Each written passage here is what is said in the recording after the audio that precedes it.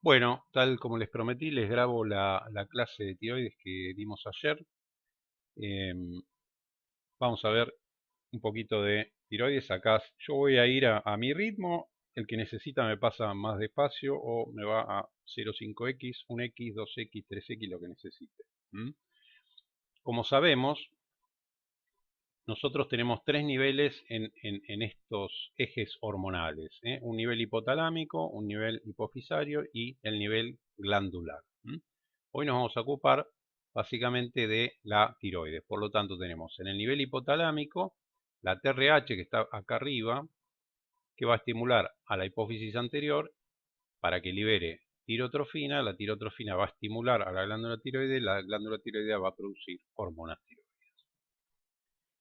Pequeño repaso anatómico, la tiroides está en el cuello, bordeando, rodeando la tráquea por debajo del cartílago tiroides. Son dos lóbulos unidos por un istmo y normalmente no es palpable, pero uno debería palparla regularmente, pidiéndole al paciente que extienda la cabeza hacia atrás y tomándolo con ambas manos desde la parte de atrás, o sea, colocándose el médico detrás del paciente, con el cuello hiperextendido y los dedos de ambas manos palpando el cuello. Esa es la manera correcta y es importante que se palpe para detectar la presencia de nódulos o agrandamiento de la glándula, en cuyo caso ahí sí se puede llegar a palpar, ¿no? El repaso histológico de la glándula tiroides, como muchas glándulas, está formada por estas estructuras que son como bolsitas, ¿no?, tapizadas por una capa de epitelio acá, y que en su interior contienen un líquido, en este caso es un coloide, que está constituido, este coloide, mayormente por una proteína llamada tiroglobulina. Las células que tapizan este folículo se llaman células foliculares, son las encargadas de producir tanto la tiroglobulina como la tiroxina y la tiroxina final, ¿no?, que vamos a ver ahora cómo se produce. Y después tenemos otras células parafoliculares que están en el intersticio, digamos, que son las encargadas de producir otra hormona, que es la calcitonina. Este es el eje. El hipotálamo libera tirotrophin releasing factor, sería, o sea, factor liberador de tirotrofina, que estimula a la glándula hipófisis, la parte anterior de la hipófisis, para que libere TSH o tirotrofina. Esta hormona es muy importante, la TSH o tirotrofina, porque como vamos a ver ahora la vamos a usar para el seguimiento.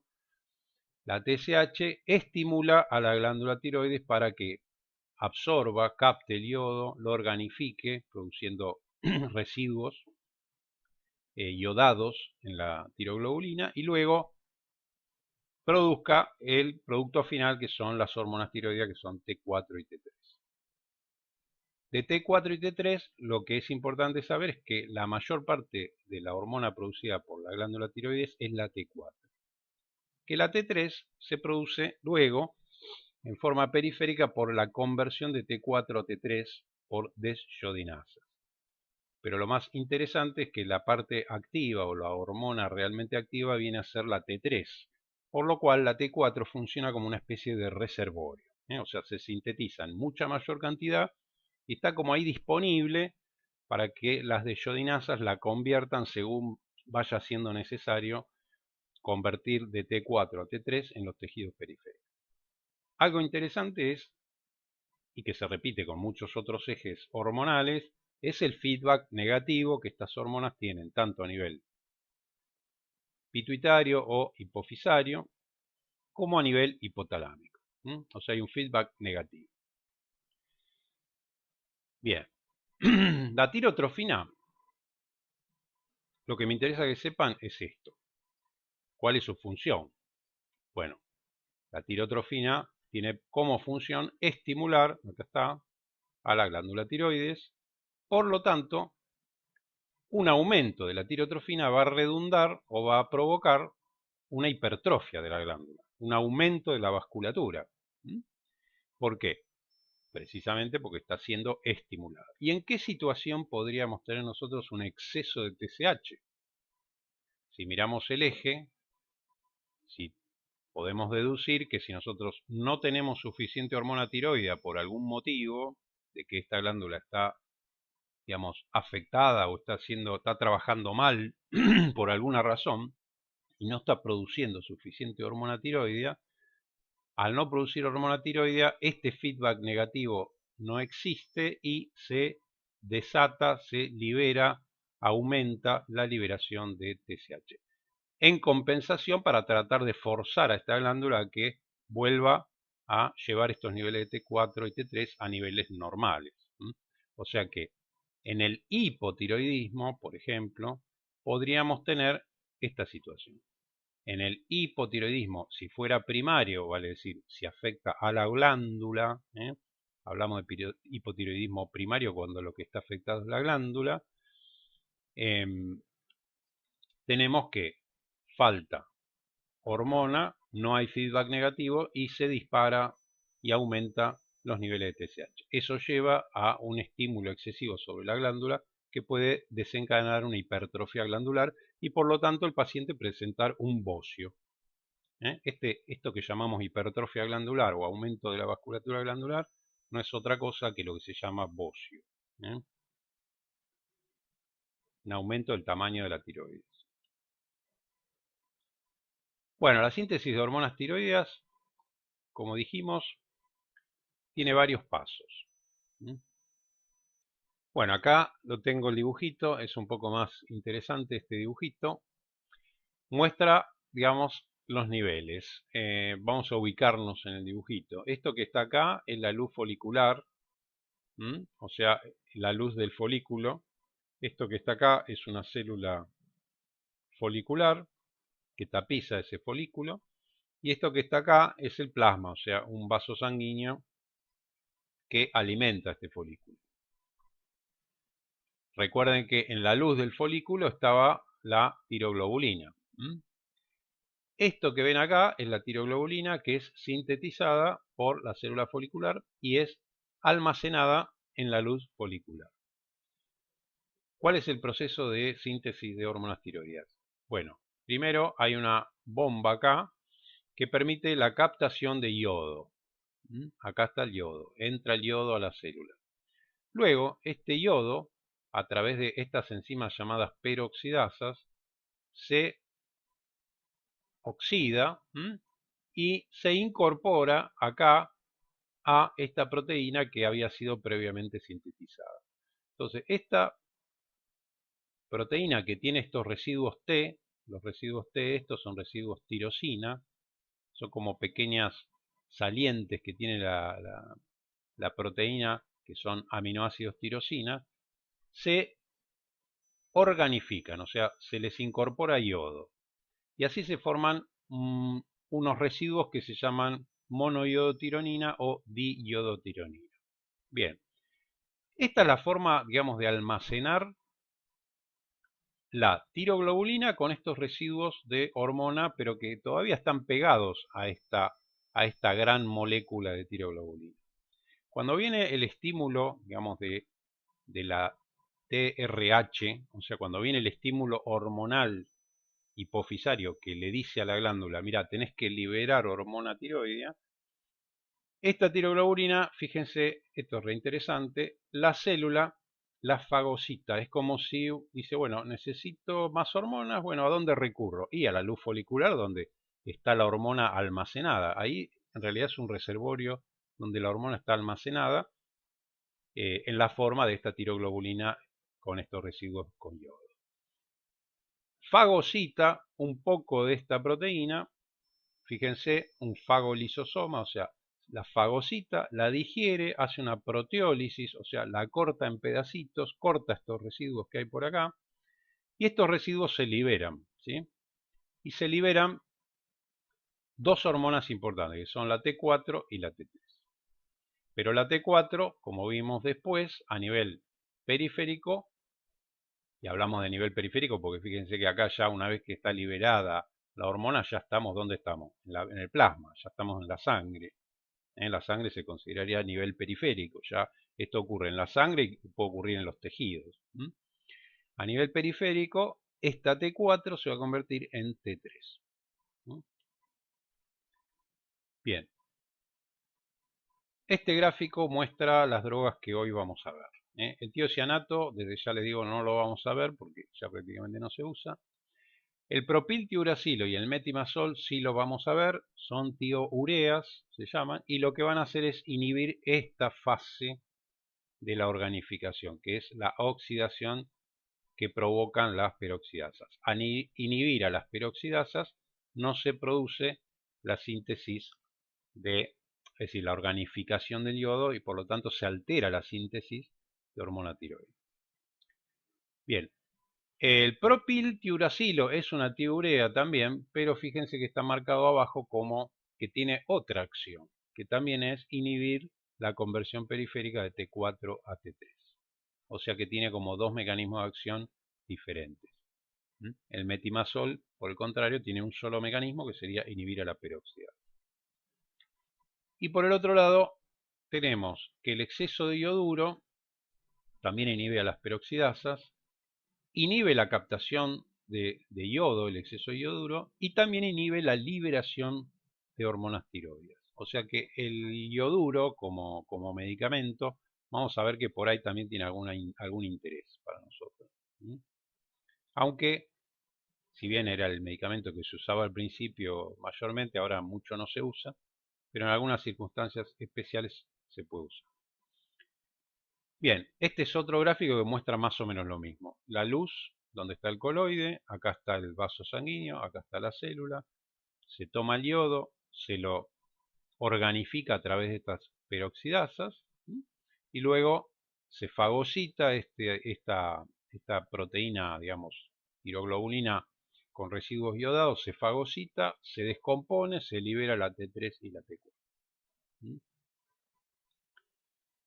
Entonces, como dijimos hace un ratito, la glándula tiroides va a producir 70 a 90 microgramos de T4, eso sería el 75%, y un 25% de T3. Algunos libros hablan más, hablan de un 90 y pico de T4, bueno. La cuestión es que, según vimos hasta ahora, ¿cuál es la hormona activa? La T3. Todas estas preguntas importantes para poder responder. ¿A cuál se la considera entonces una prohormona o una hormona que funciona como una especie de depósito, ¿no? Es una prohormona. La T4, porque la T4, si bien es inactiva, está presente en mayor cantidad. Es como una especie de prohormona o hormona de depósito, que se va convirtiendo a T3 en la medida en que es necesario por este proceso de conversión periférica. ¿Y quién realiza esta conversión periférica? ¿Cuáles son las enzimas responsables? Las desjodinasas. Hay distintos tipos de desjodinasas. Esto acá, digamos, de sitio 5,5' y tipo 5, si esto no lo vamos a tomar, ¿no? Obviamente. Lo que sí es importante es esto que está acá abajo a la izquierda, que dice inhibición de las desjodinasas, propiltiuracilo, propranolol, glucocorticoides, yoduros y litio. Esto sí es importante, ¿por qué? Porque son drogas que se usan y que las vamos a ver ahora para qué se usan. El propiltiuracilo, que es una tiourea de las que vamos a ver ahora, que inhibía la síntesis de hormona tiroidea. El propranolol, que ya lo conocen. Los glucocorticoides, el yoduro y el litio. Todos estos pueden afectar de alguna manera a las desjodinasas e inhibir la conversión periférica de T4 a T3. Bueno, acá tenemos el transporte plasmático de las hormonas tiroideas, o sea, una vez que la hormona tiroidea es secretada a la luz vascular por la glándula tiroides, se une a una proteína que es la TBG. Es una globulina ligadora de hormona tiroidea. También se puede unir a la albúmina, pero hay que recordar que tiene mucha más afinidad por la la tyrosine binding globulin, o sea, por esta TBG. Esto tiene importancia porque hay situaciones clínicas donde aumenta esta proteína, por ejemplo, en caso del hiperestrogenismo del embarazo, por ejemplo, o cuando hay disminución del clearance hepático, o hay situaciones en las cuales disminuye esta proteína. Por ejemplo, en el hiperandrogenismo o en el síndrome nefrótico, en el cual se pierden proteínas, o en el caso del tratamiento con corticoides. ¿Por qué es importante esto? Lo vamos a ver luego cuando hablemos del caso especial del embarazo. Bien, una vez que esa hormona tiroidea viaja ligada a la albúmina y llega a los órganos blancos, digamos, donde va a actuar, actúa como todas las hormonas a través de un receptor nuclear. Entonces, se une, como habíamos visto ya esto en farmacodinamia, a un receptor nuclear y activa la transcripción de, fíjense, mRNA, o sea, síntesis proteica, y esto lleva en suma a la aparición de los efectos farmacológicos. ¿Cuáles son esos efectos farmacológicos? Son un montón. Recordar que para el desarrollo cerebral las hormonas tiroideas son fundamentales, por eso es muy importante que no falte hormona tiroidea a una mujer que está gestando. Porque el déficit de hormona tiroidea en la gestación puede llevar a enanismo o retraso mental. En el sistema nervioso entonces es fundamental. Y también es fundamental en el sistema muscular, o sea, óseo y muscular. El sistema cardiovascular va a aumentar la contractilidad, puede producir una upregulation de beta 1, como ya vimos.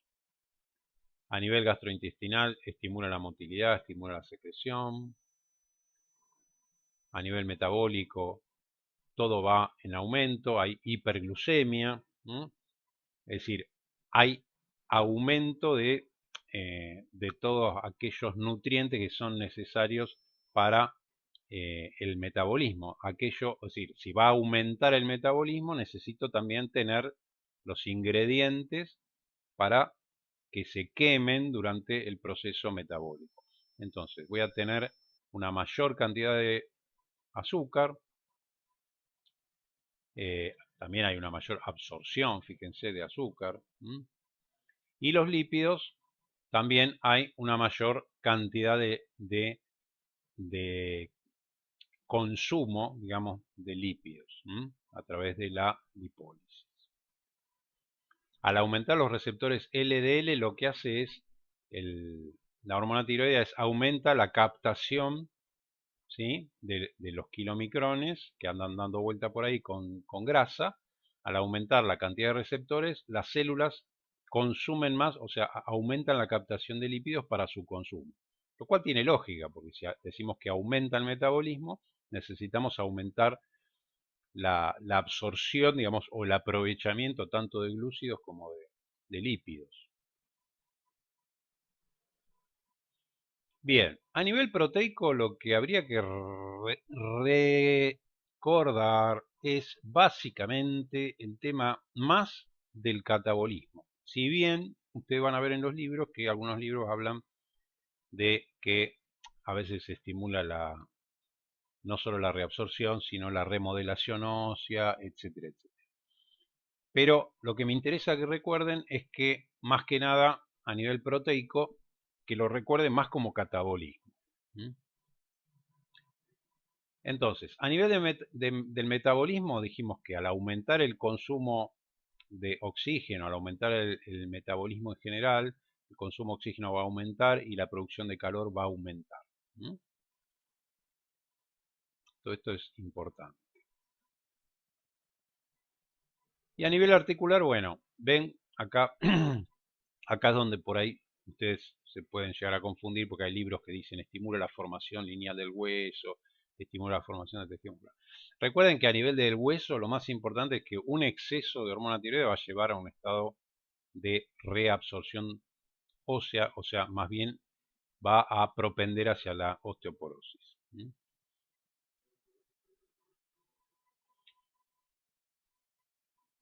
Y hematológico, bueno, no, simplemente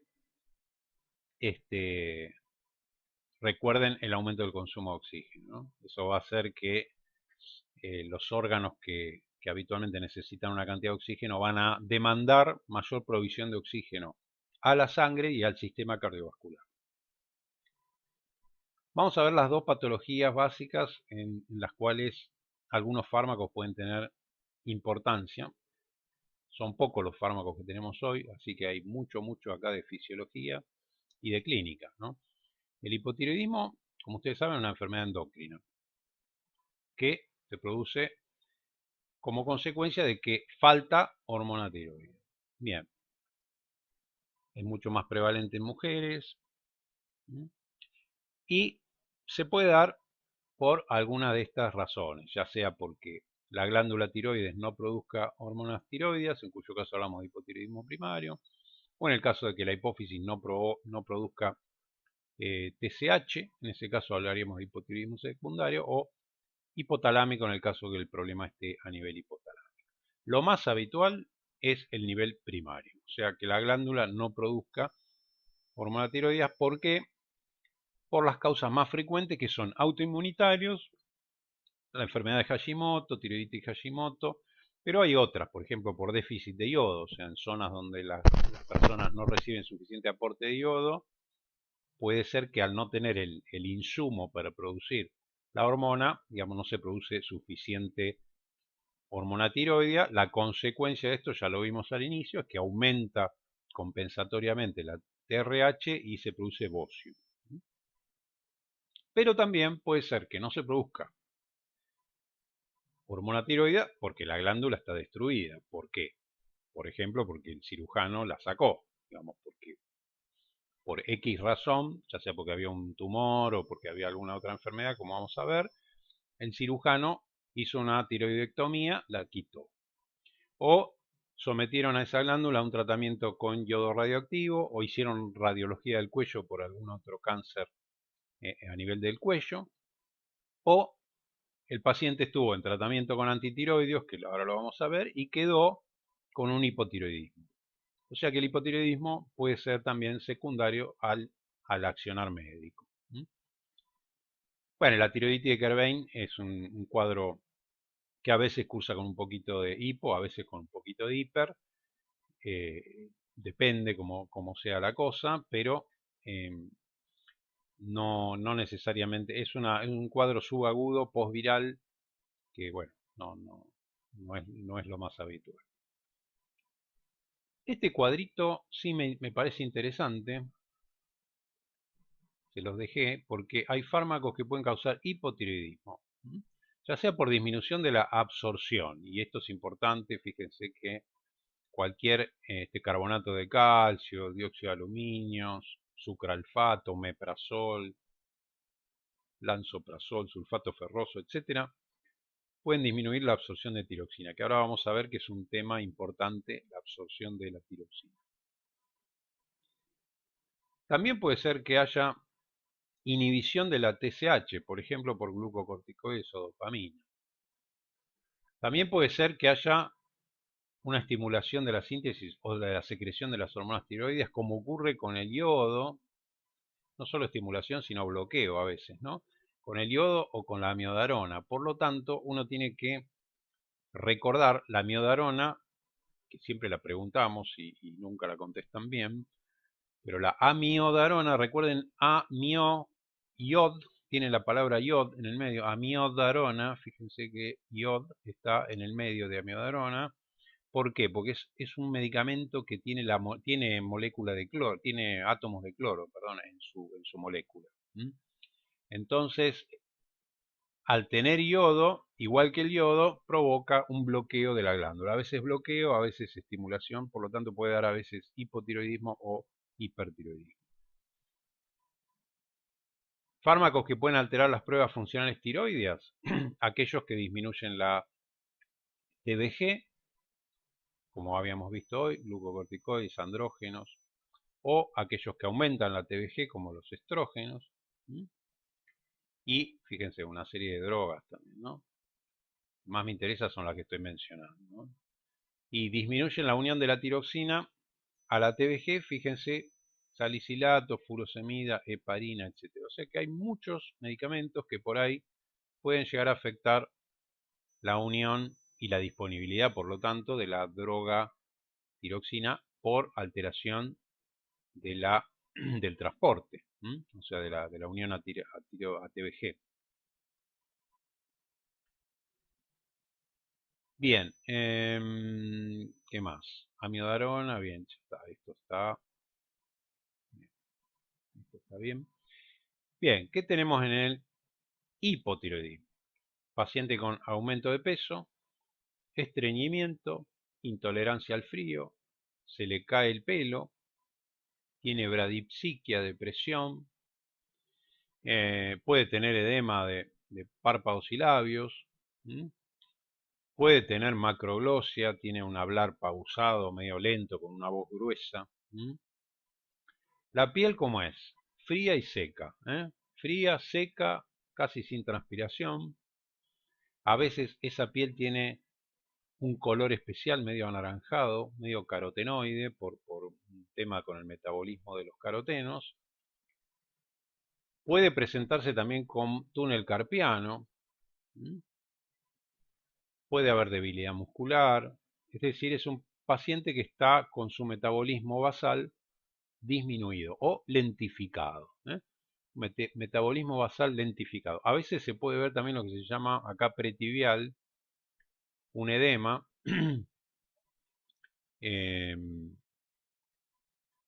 Pero son edemas que se llaman mixedema y que, a diferencia del edema cardíaco que tiene Godet positivo, el mixedema no tiene Godet positivo, o sea, es un edema elástico que no deja Godet. Hay que sospecharlo y bueno, básicamente hay un montón de todas estas, las que ustedes no pueden dejar nunca de preguntar es, bueno, el aumento de peso, la constipación, la intolerancia al frío, revisar el pelo y la piel de ese paciente a ver cómo están.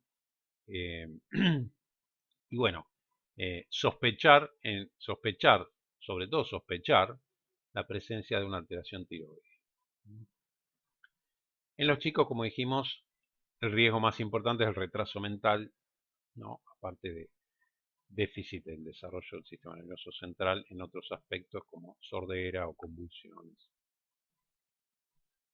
Fíjense, facies poco expresiva, la piel está edematosa, seca, fría, pálido, puede estar carotenoide, así medio amarillento naranja, el pelo seco, quebradizo, edema palpebral. ¿Por qué este edema es diferente? Decimos que este mixedema es diferente del edema común, del edema que retiene líquido. Porque es un edema en el cual están presentes lo que se llaman glucosaminoglicanos, o sea, una sustancia con una consistencia gelatinosa, digamos de alguna manera, y que hace que ese edema no tenga el Godet habitual que tiene un edema por retención simple de líquido. Este es un edema un poco más organizado, para decirlo de alguna manera. A nivel neuropsiquiátrico, se puede confundir con una depresión. Puede haber pérdida de memoria, puede haber depresión, puede haber hiporreflexia muscular, si cuando uno le toma los reflejos está hiporreflexia. El síndrome del túnel carpiano puede estar presente, puede ser a veces el síntoma, el único síntoma que lo lleva al paciente a la consulta, y entonces hay que sospechar también el hipotiroidismo para descartarlo antes de ir hacia lo quirúrgico. Y la intolerancia al frío como una manifestación de la disminución del metabolismo general. Eso se debe a que al haber una reducción de la termogénesis, el paciente no puede compensar la baja de temperatura. Bien, a nivel cardiovascular, una disminución general de la función cardiovascular con disminución del volumen minuto y del gasto cardíaco. Puede haber en algunos casos derrame pericárdico. Gastrointestinal, importante, la constipación para chequear, para pesquisar. Y a nivel sexual también muy importante, amenorrea, metrorragias, en la mujer, y en el hombre puede haber impotencia o disminución de la libido. ¿Por qué? Porque la TSH, que es la tirotrofina, también inhibe a las gonadotrofinas. Entonces, cuando falta hormona tiroidea y aumenta la TSH, esa TSH me inhibe a las gonadotrofinas. Por lo tanto, inhibe tanto los efectos en la mujer como en el hombre de esas gonadotrofinas, que como recuerdan ustedes eran la LH y la FSH. Bien, metabolismo lipídico. Hay un aumento del colesterol. Esto es importante recordarlo porque el aumento del colesterol es habitualmente un signo que uno encuentra, lo puede encontrar en un laboratorio y es un marcador importante. Yo tengo una persona que de pronto se presenta, yo sospecho que podría tener un hipotiroidismo, le hago un hemograma y encuentro un colesterol de 300 y bueno, sí, tengo que pedir hormonas tiroides porque el aumento del colesterol generalmente es un aumento bastante notable, es como un marcador importante de hipotiroidismo. ¿Cómo lo trato? Bien, la droga es la misma que produce la tiroides, o sea, es un tratamiento de sustitución. Sustituimos la levotiroxina que no produce la tiroides por levotiroxina exógena, que va a tener las mismas características que la levotiroxina fisiológica, o sea, va a producir los mismos efectos, todo lo que vimos hoy. ¿Qué es importante de esto? Lo voy a marcar acá. Primero, la administración o la absorción. La administración va a ser generalmente oral. ¿Cuándo se va a dar intravenosa? Solamente en urgencias para tratamiento del coma mixedematoso, que es una situación de urgencia. Pero ¿qué hay que recordar de esta administración oral? Que la presencia de alimentos, café y preparados con calcio o aminoácidos que contienen aluminio, los aminoácidos, los antiácidos que contienen aluminio, ¿se acuerdan del Milanta, alguno de estos que vimos en el Reni, el Milanta, etcétera, que contienen aluminio? Puede ser hidróxido de aluminio, carbonato de calcio, ¿sí? O sea, ¿se acuerdan que habíamos dicho que justamente los antiácidos teníamos que darlos lejos de cualquier otra medicación porque podían interferir con la absorción? Bueno, este es el caso paradigmático. O sea, la levotiroxina hay que darla lejos de las comidas, con el estómago idealmente vacío y esperar por lo menos media hora antes de ingerir alimento o café o cualquier otra medicación. Bien, la distribución con su alta unión a proteínas plasmáticas también me lleva a pensar que hay una situación especial que la vamos a ver ahora en un rato, que hay que tener cuidado. Por ejemplo, el embarazo uno debería aumentar la dosis. Y ahora después lo vamos a explicar por qué.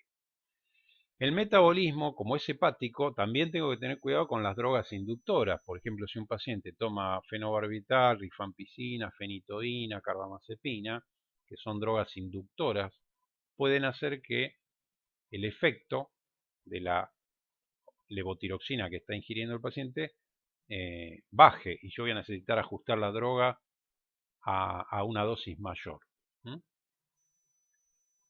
Bien, la vida media está acá, 6-7 días. La vida media de la T3 es mucho más corta.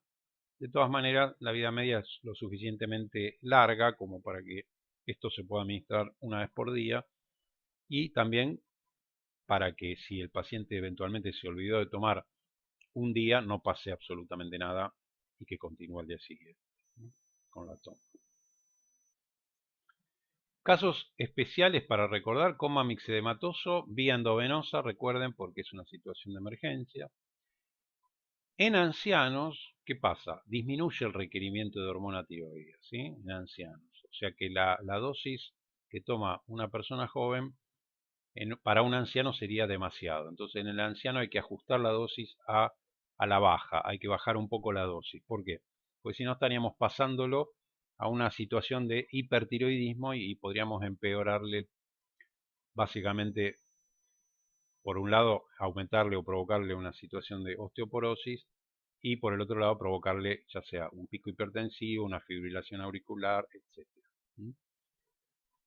Lo mismo pasa con el enfermo coronario. El enfermo coronario también hay que monitorearlo de cerca porque obviamente las hormonas tiroideas, si nos pasamos de dosis, si nos pasamos de dosis, podemos provocar hipertiroidismo y eso nos puede llevar a, digamos, un aumento del consumo de oxígeno que un paciente con una enfermedad coronaria podría no tolerar.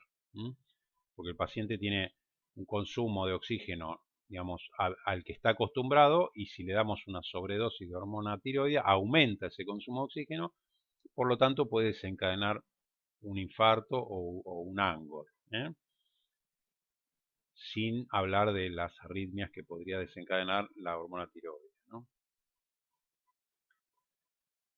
Con el embarazo, el aporte de T4 es esencial. O sea, yo me tengo que asegurar que durante el embarazo la mujer tenga niveles de T4 adecuados. Si era hipotiroidea antes del embarazo, la tengo que monitorear muy de cerca y eventualmente ir aumentando la dosis, todo lo que sea necesario para mantenerla eutiroidea, ¿no? O sea, eutiroidea se dice cuando está con los valores normales.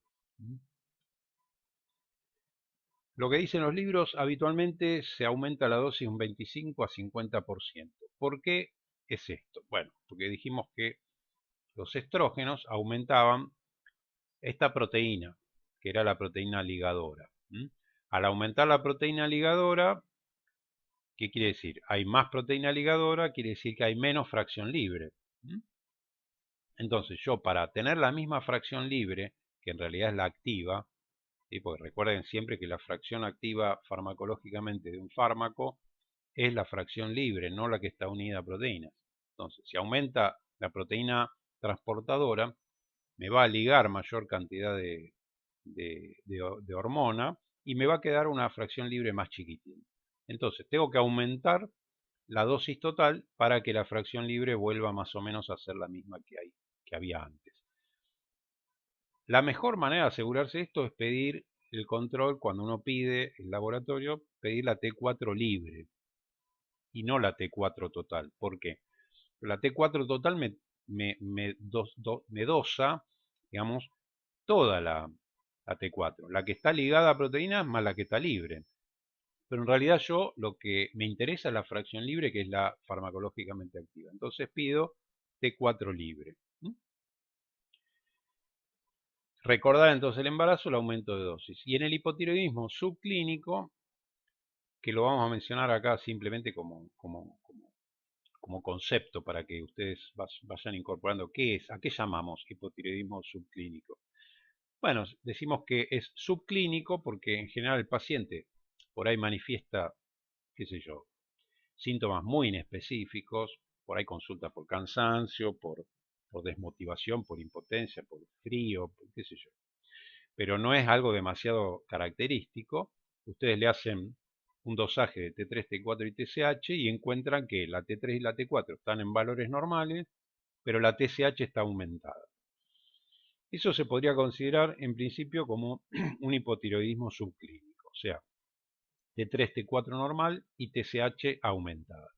Algunos libros dicen de que se trata esto solamente o se considera que hay que tratar con una TSH mayor a 10. Pero bueno, si el límite de la TSH es 5 y usted encuentra un paciente con 7 de TSH, bueno, la verdad que podrían llegar a considerarlo como un hipotiroidismo subclínico y comenzar un tratamiento.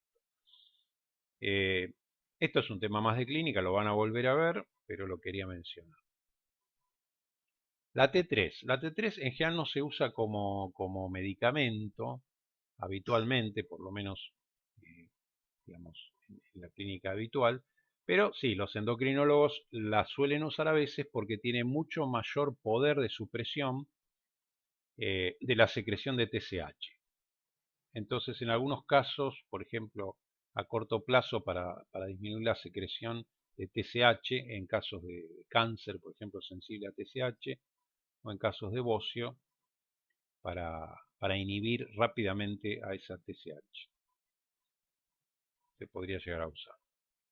No es lo habitual para el tratamiento del hipotiroidismo tradicional. Hipertiroidismo es todo lo contrario, ¿sí? Acá tenemos un exceso de hormona tiroidea y acá, generalmente, así como en el caso anterior, el problema estaba a nivel primario, o sea, a nivel de la glándula, acá también tenemos el problema a nivel primario.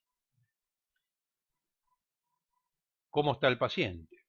Bueno, está transpirando, está temblando, tiene taquicardia, tiene apetito aumentado, tiene insomnio, está irritable, puede tener o no exoftalmos, pero esta pérdida de peso, por ejemplo, las palmas de las manos calientes y húmedas, el pulso rápido, o sea, taquicardia, ¿puede tener alteraciones del ciclo? Sí, también puede tener alteraciones del ciclo, igual que el hipotiroidismo. Pero fíjense que acá, a diferencia del anterior, en el hiper, yo tengo todo en más. En el hipo tenía todo en menos, acá tengo todo en más. Hay taquicardia, hay nerviosismo, hay un estado de hiperalerta, hay insomnio, hay ansiedad, se puede confundir con un ataque de ansiedad, se puede confundir con una crisis de pánico, se puede confundir con una crisis de hipertensión, porque hay taquicardia, se puede confundir con una arritmia, de hecho puede producir arritmias.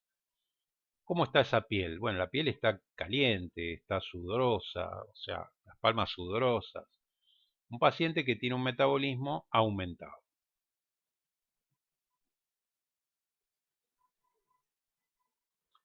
Bien, acá hacemos el mismo repaso. Vamos a encontrar nerviosismo, inquietud, insomnio. ¿Cómo van a estar los reflejos? Y aumentados, reflejos aumentados.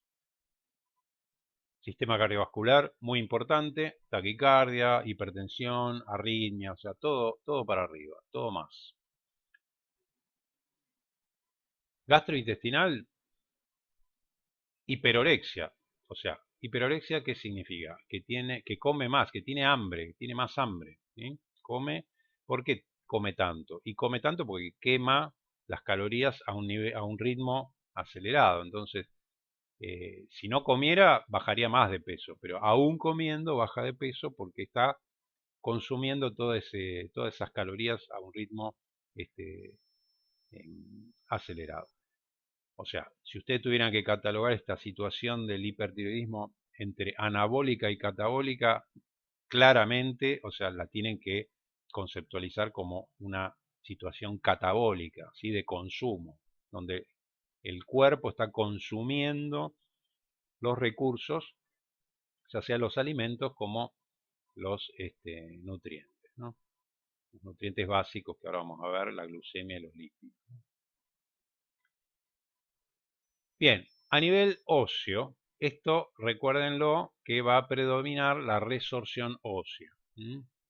Por lo tanto, un exceso de hormona tiroidea puede ponerme bajo riesgo de desarrollar osteoporosis. Bueno, a nivel de músculo, igual que en el hipotiroidismo, podía haber, digamos, fatiga, debilidad de músculos, etc. Piel fina, una piel delgada, sudorosa, caliente, el pelo también. ¿Puede haber pérdida de pelo? Sí, puede haber pérdida de pelo, pero en este caso el pelo, a diferencia del hipotiroidismo, que el pelo era un pelo así medio pajizo, medio quebradizo, acá no, acá el pelo es finito y por ahí, digamos, delgado, pero lustroso. De alguna manera, no es un pelo pajizo. Y endocrino metabólico, ¿qué va a pasar? La glucemia va a estar elevada. La glucemia va a estar elevada por intenso catabolismo. El catabolismo hay gluconeogénesis, hay glucogenolisis. Y los lípidos normalmente van a estar, no van a estar elevados en sangre. ¿Por qué? Porque el aumento de la lipólisis o el aumento de la estimulación de las lipasas hace que se consuma, ¿sí? Los lípidos sean consumidos eh, por este estado de hipermetabolismo.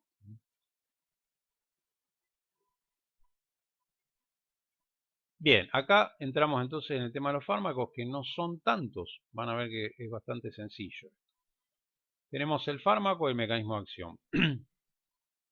Los yoduros ya no se usan mucho, pero se usaban antes porque el concepto general de los yoduros era que bloqueaban la glándula.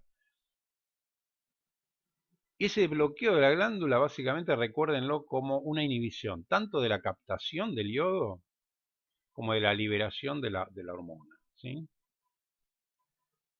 Ese sería el concepto respecto del yoduro, pero no es una droga que hoy en día vamos a profundizar en ella. Luego está este grupo, que es el grupo de los derivados de las tioureas, que tenemos el propiltiuracilo y el metimazol. Está el carbimazol, pero en realidad no me interesa que lo recuerden, me interesa que recuerden estos dos, por lo menos. El metimazol también se llama MMI o metilmercaptoimidazol. Bien, estos dos, el propiltiuracilo y el metimazol, ¿qué mecanismo de acción tienen? Ya lo vimos, bloqueaban, ¿se acuerdan? La peroxidasa, inhibiendo la oxidación del yodo, y entonces eso hacía que no se organificara el yodo y no se produjera la síntesis de hormonas tiroides. Entonces, si uno les pregunta a qué nivel ocurre o a qué nivel bloquea el propiltiuracilo o el metimazol la síntesis de hormonas tiroides, bueno, la bloquea al nivel de las peroxidasas, inhibiendo la oxidación del yodo. Pero recuerden que siempre se produce el bloqueo al nivel de la síntesis. Al nivel de la síntesis. Recuerden esto porque ahora en un ratito vamos a hablar un poco de cuál es la consecuencia de esto. Una vez que se liberó la hormona, recuerden que se producía la conversión periférica de T4 a T3. Bueno, pues hay drogas que inhiben esta conversión periférica de T4 a T3. Entre esas drogas, nuevamente tenemos el propiltiuracilo. O sea que de acá fácilmente ustedes pueden darse cuenta que el propiltiuracilo tiene dos mecanismos de acción diferentes. Tiene el mecanismo de acción por el cual bloquea la peroxidasa y tiene el mecanismo de acción por el cual inhibe la conversión periférica.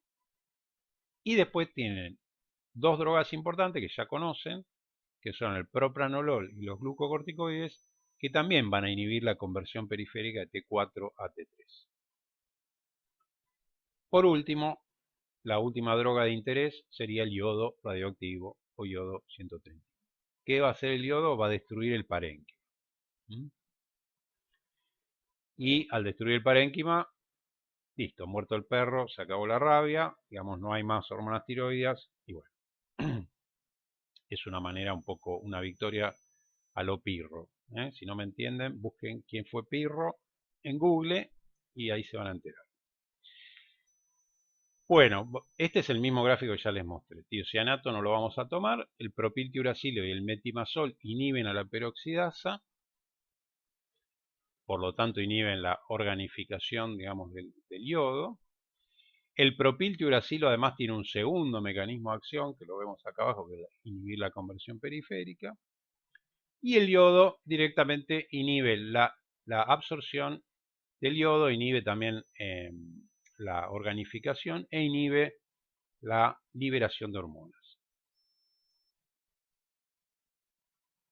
Bueno, esto es más o menos lo mismo, después lo miran tranquilos, o ponen pausa y lo miran, pero es exactamente lo mismo. Y vamos a ver el grupo de las tioureas, que es lo que hay que saber. Las tioureas básicamente eran dos, el propiltiuracilo y el metimazol, que también dijimos que se llamaba metilmercaptoimidazol. La absorción es buena, por vía oral es buena absorción. La distribución también es amplia, o sea que atraviesan bien las membranas biológicas, pasan barrera placentaria. El que más pasa es el MMI, el metilmercaptoimidazol o metimazol, y pasan a la leche materna. Si bien, según los libros, pasan en poca cantidad a la leche materna, o sea que por ahí, digamos, tampoco es que afectaría tanto la lactación. Pero bueno, como eso no es tampoco esencial la lactación, uno debería, digamos, una paciente que está tomando esto, que no, preferentemente que no lacte, ¿no? Pero el hecho de que atraviesen la barrera placentaria hace que digamos, sean drogas complicadas para dar a una mujer embarazada, porque ¿cuál sería el problema sobre el feto? Que estos medicamentos al pasar placenta van a producir una inhibición de la tiroides del feto también.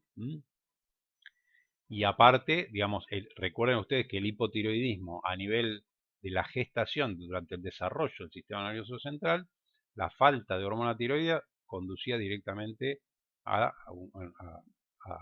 cretinismo, o sea, a un déficit gravísimo del desarrollo del sistema nervioso central. Por lo tanto, estas drogas no deberían darse a gestantes excepto alguna situación extrema, ¿no? El metabolismo va a ser hepático. Perdón. El metabolismo va a ser hepático y la eliminación va a ser renal. Algo interesante a tener en cuenta que nos va a hacer pensar un poquito. Como las tioureas, de las que estamos hablando, el metimazol y el propiltiuracilo, no afectan la liberación, sino que afectan la síntesis, o sea, bloquean la síntesis. Pero recuerden que adentro del folículo tiroideo había un montón de coloide que ya estaba organificado, o sea, estaba listo para responder a la orden de la TSH y liberar hormona tiroidea. ¿Qué les parece a ustedes? ¿La liberación de hormona tiroidea se va a interrumpir inmediatamente que yo empiezo el tratamiento con metimazol o PTU? No. ¿Por qué? Porque pueden pasar semanas hasta que se vean los efectos del metimazol o del PTU. ¿Por qué? Porque la T4, que ya está sintetizada y ya está almacenada en el coloide, se va a seguir liberando por efecto, por estímulo, digamos, de la TSH. O sea que hasta que no se agote, digamos, la hormona que ya estaba almacenada en el coloide, no se va a, digamos, evidenciar que está bloqueada la síntesis, ¿sí? O sea que el metimazol y el propiltiuracilo bloquearon la síntesis. ¿Qué hacemos mientras tanto? Bueno, actuamos sobre otros mecanismos, que vamos a ver ahora después. Básicamente vamos a tener que actuar sobre la conversión periférica, pero eso lo vemos ahora en un ratito. ¿Qué hacemos con las tioureas en cuanto a efectos adversos de las tioureas? Acá quiero que recuerden cuáles son los frecuentes y cuáles son los graves. Los frecuentes, los más frecuentes son erupciones cutáneas, así, que por ahí se pueden controlar con antihistamínicos, etc. Si son muy importantes, habrá que considerar la situación, pero es algo frecuente, que en general se controla y no es de gravedad. También puede haber una leucopenia que puede ser benigna y tampoco es de gravedad. Sin embargo, hay efectos adversos graves que son menos frecuentes, pero son graves. Básicamente lo que tienen que recordar es la agranulocitosis y la anemia plástica. O sea, la afectación medular por el componente urea, que lo van a ver después cuando veamos antineoplásicos, por qué este componente urea produce agranulocitosis y anemia plástica, pero es importante recordar. Y el otro efecto importante grave también sería la hepatitis tóxica asociada al propiltiuracilo. Por lo tanto, ¿con qué estudios van a controlar la administración de tioureas? Con un hemograma para controlar la granulocitosis o la anemia plástica y con un hepatograma para controlar eventualmente la hepatitis tóxica, que se asocia más al propiltiuracilo. Si están usando metimazol es menos probable.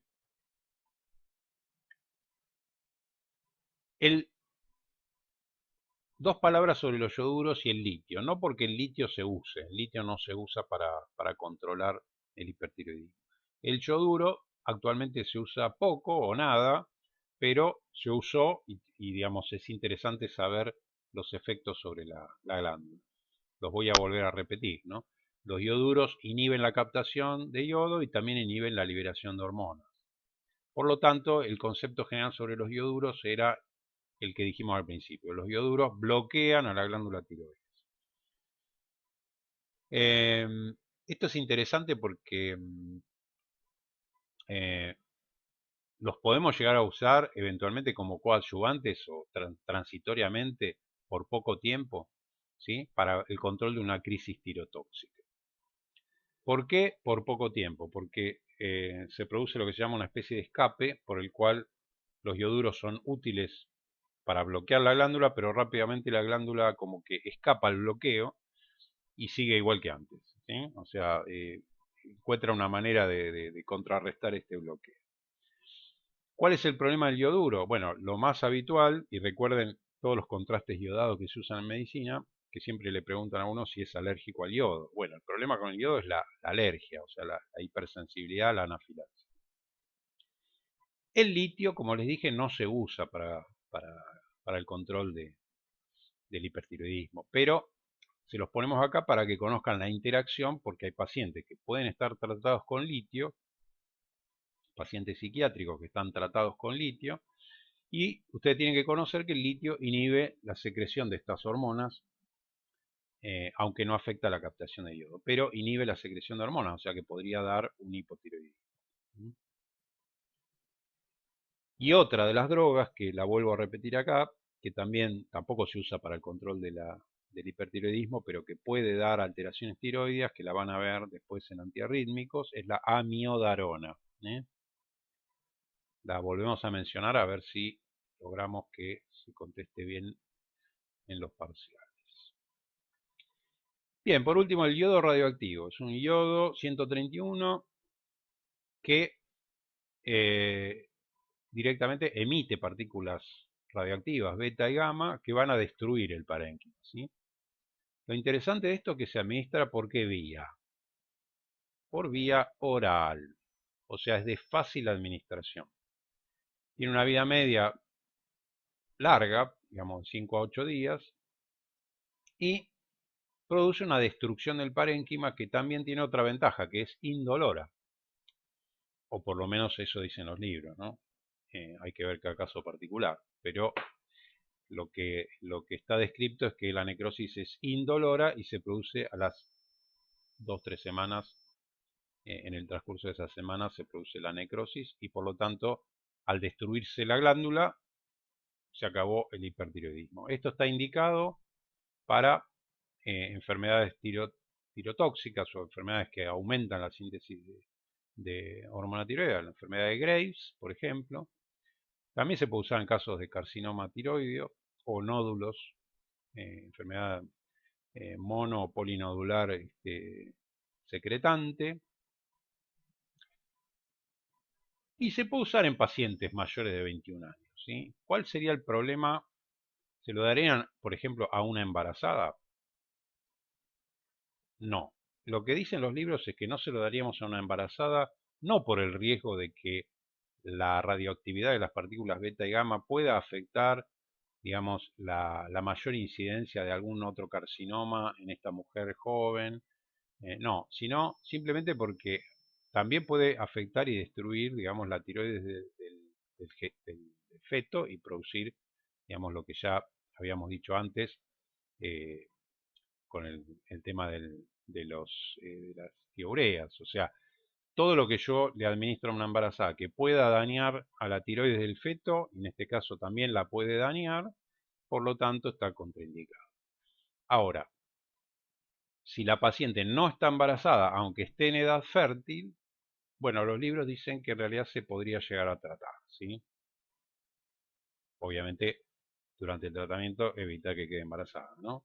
Pero, pero es como que algunos libros minimizan un poco el tema, dicen, bueno, como que no se ha visto que haya una mayor incidencia de cánceres de otro tipo, ¿no? Por la exposición a la emisión de partículas beta y gamma resultantes de la exposición a yodo radioactivo.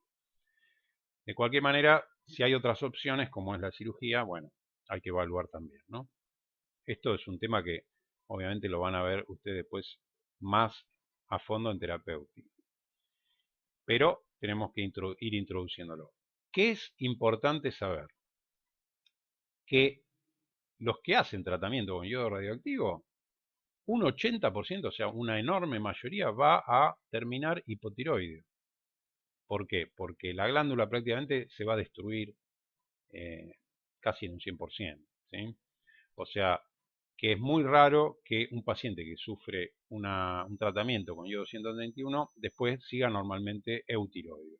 Normalmente va a quedar hipotiroideo, pero bueno, sabemos que va a ser más fácil tratar ese hipotiroidismo con pastillas de levotiroxina que controlar un hipertiroidismo incontrolable, y aparte riesgoso. Entonces, no dar a gestantes. ¿Se puede dar a un varón, por ejemplo, de 25 años? Sí, se puede. No hay. O a una mujer que no está gestando en este momento y que tiene más de 21 años. Sí, en realidad, en teoría, sí. Pero bueno, si ya la persona ya está gestando, no, está contraindicado. Por último, lo que habíamos dicho era que si yo tengo un paciente con un hipertiroidismo, le empiezo a dar propiltiuracilo o le empiezo a dar metimazol, ¿no? Cualquiera de esas dos drogas le puedo dar para bloquear el hipertiroidismo. Como esas drogas actúan en la síntesis, mientras tanto van a pasar 15, 20 días, digamos, pueden pasar semanas hasta que la tiroxina que está en el coloide se va liberando porque está ya sintetizada y está almacenada en el coloide. Entonces, mientras tanto, ¿qué puedo hacer? Puedo dar drogas para controlar la sintomatología. Bueno, dentro de esas drogas está el propiltiuracilo, el propranolol y los glucocorticoides. Si yo ya le di propiltiuracilo, bueno, obviamente tiene dos mecanismos de acción, me sirve para las dos cosas. Si le di metimazol, puedo asociarle propiltiuracilo o directamente darle también propranolol o glucocorticoides. La miodarona la pongo acá, pero no se usa para controlar los síntomas hasta que empiezan a actuar las tioureas. La miodarona la puse acá nuevamente para que no se la olviden, como efecto adverso que puede producir distiroidismo. O sea, puede producir tanto a veces hipotiroidismo como hipertiroidismo. La miodarona la van a ver cuando vean arritmias. Pero bueno, la puse acá porque también inhibe la conversión periférica de T4 a T3. Propranolol. Si el paciente tiene un EPOC, alternativa puede ser diltiazem. ¿Para qué sirve el propranolol? Recuerden que como la T4 inducía a los receptores beta 1, yo de alguna manera, si tengo un hipertiroidismo, necesito bloquear los receptores beta. Entonces puedo usar el propranolol, que tiene, en este caso, actúa a través de dos mecanismos de acción. Por un lado, lo que hace es bloquear los receptores beta y por el otro lado lo que hace es inhibir la conversión periférica de T4 a T3.